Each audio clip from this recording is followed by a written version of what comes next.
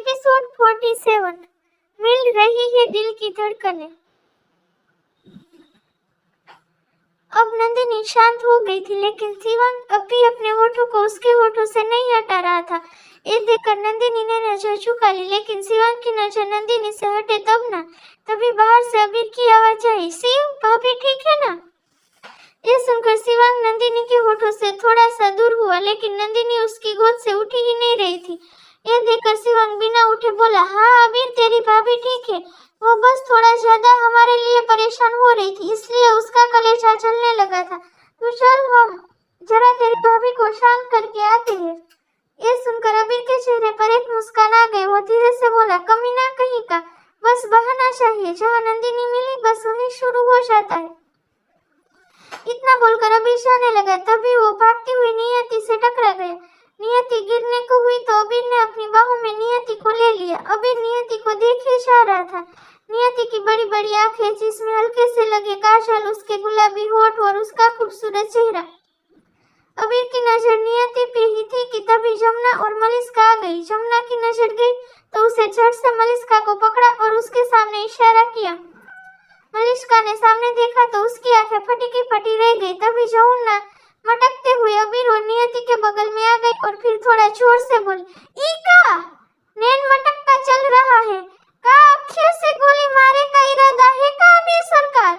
यह सुनकर नियति अपनी सेंस में आई और जल्दी से अबीर को खुद से दूर किया और फिर बोला, ओ मैं आप। यह सुनकर जमुना मुस्कुरा के बोली, जाए दो नियति जी, यहाँ का चल रहा था इस तो हम सबन ने देख लिया है। तभी मलिस्का ने नियति को पीछे किया और अबीर के सामने आकर बोली, ओ गधे की चमड़ी से निकले हुए तेल, देखो ज्यादा ना अपना दिमाग मत चलाना, नहीं तो तुम्हारे दिमाग में हल फिट कर दूंगी। नियति से दूर रहना, एक तो खुद तुम्हारे दोस्त ने हमारी बहन की जिंदगी को झंडू बाम बना कर रखा है और ऊपर से अब तुम टाइगर बाम बना कर दिखा रहे हो। ये सुनकर अबीर बोला, क्यों तुम्हें ये चाहती हो कि नियति की जगह पे तुम मेरे पास आओ? जलन हो रही है तुम्हें? ये सुनकर मलिस्का का मुंह खुला रह गया। तभी अबीर मुस्कुरा के सामने आया और उसका मुंह अपने हाथों से बंद करके बोला, ज्यादा मुंह मत खोलो नहीं तो मक्खियां घुस जाएगी। इतना बोलकर अबीर ने एक नजर नियति को देखा, जो कि अपनी नजरें झुका के खड़ी थी, और फिर चला गया। क्यारा का घर। क्यारा अपने रूम में बैठकर कुछ लोगों को कुछ समझा रही थी और फिर वो बोली, अब तुम सबको सुबह जाना है, बाकी का काम हो जाएगा।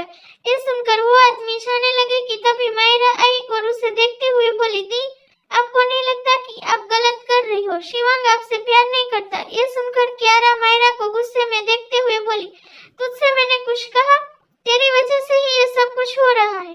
तूने अबीर को बुला लिया, एक शिवंग हैंडल नहीं हो रहा था और अब तूने उसकी कार्बन कॉपी भी बुला ली।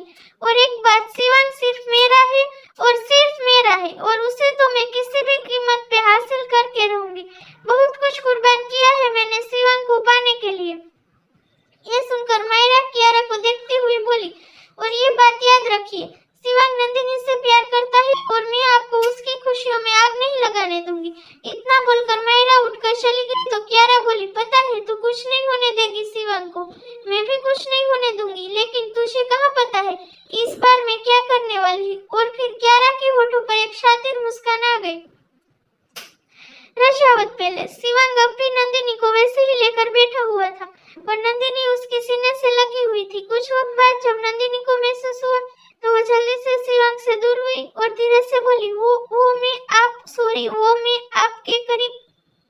ये सुनकर शिवंग मुस्कुरा के बोला, तुम्हें हक है हमारे करीब आने का। तभी नंदिनी उठने लगी तो शिवंग ने उसका हाथ पकड़ लिया। नंदिनी ने अपनी आंखें बंद कर ली। शिवंग धीरे से बोला, सॉरी, हमें कल तुम्हारे साथ वो सब नहीं करना चाहिए था। शिवंग बोल रहा था और नंदिनी उसकी आंखों में देखे जा रही थी। इधर महिमा जी ये सोच कर परेशान थी कि आज नंदिनी को मारने के चक्कर में शिवंग को कुछ हो जाता, वो तो मर ही जाती, लेकिन दिमाग में ये बात भी थी कि शिवंग की शादी जल्दी से जल्दी कियारा से होनी चाहिए और महिमा जी बस अब उसकी प्लानिंग कर रही थी। इधर शिवंग ने नंदिनी को अपनी बाहों में लेकर बिस्तर पे सुला दिया। तभी अखंड की आवाज आई, शिव ओम सो नहीं रहा है। शिवंग कुछ कहता इससे पहले ही नंदिनी जल्दी से उठी और भागकर दरवाजे पर आ गई और दरवाजा खोलकर बोली, अखंड भैया ले आइए ना ओम को, वो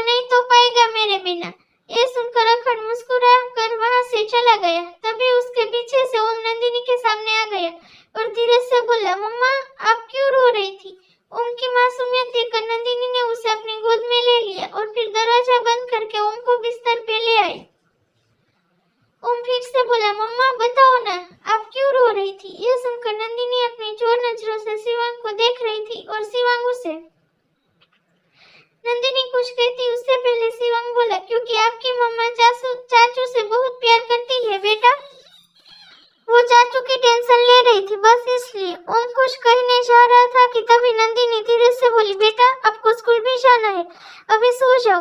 ये सुनकर ओम ने नंदिनी को कस के पकड़ लिया और उसके सीने में सर छुपाकर सोने लगा। नंदिनी ओम के चेस्ट को हल्के हल्के सहला रही थी। तभी शिवांग ने उसके हाथ पे हाथ रख लिया। ये देखकर नंदिनी तो जैसे कांपने लगी। वो अपना हाथ हल्के से खींच रही थी, लेकिन तभी शिवांग ने उसका हाथ पकड़ लिया। अब नंदिनी क्या करती? वो शांत हो गई। फिर शिवांग उसे देखने लगा और तभी उसकी नजर नंदिनी के पैर पे गई। तो शिवांग अपने पैरों से नंदिनी के पैरों को हल्के हल्के सहलाने लगा। शिवांग का टच फील करके नंदिनी सिहरने लगी थी, इसलिए वो अपने पैरों को अपनी तरफ खींचने लगी। लेकिन शिवांग उसे अपनी आंखें छोटी करते हुए रिक्वेस्ट करने लगा कि नंदिनी अपने पैरों को ना खींचे। ये देखकर नंदिनी वैसे ही अपने पैरों को रखकर सो गई और शिवांग भी मुस्कुरा के सो गया।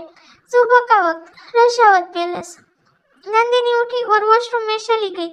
कुछ वक्त बाद नंदिनी आई और मिरर के सामने खड़ी होकर तैयार होने लगी। वो अपने हाथों में कांच की चूड़ियां पहन रही थी कि तभी शिवांग की आंखें खुली। सामने अपने खूबसूरत सी बीवी को देखकर शिवांग के होठों पर एक बड़ी सी मुस्कान आ गई। वो धीरे से उठा और जाकर नंदिनी को पीछे से पकड़ लिया।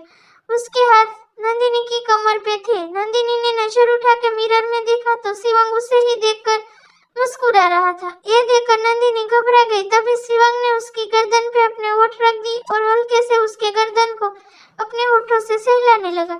ये देखकर नंदिनी पलट गई और मिरर से लग गई। शिवांग थोड़ा सा आगे आया और नंदिनी के होठों को देखते हुए बोला, हे नंदिनी, प्लीज टच करने दो ना अपने होठों को।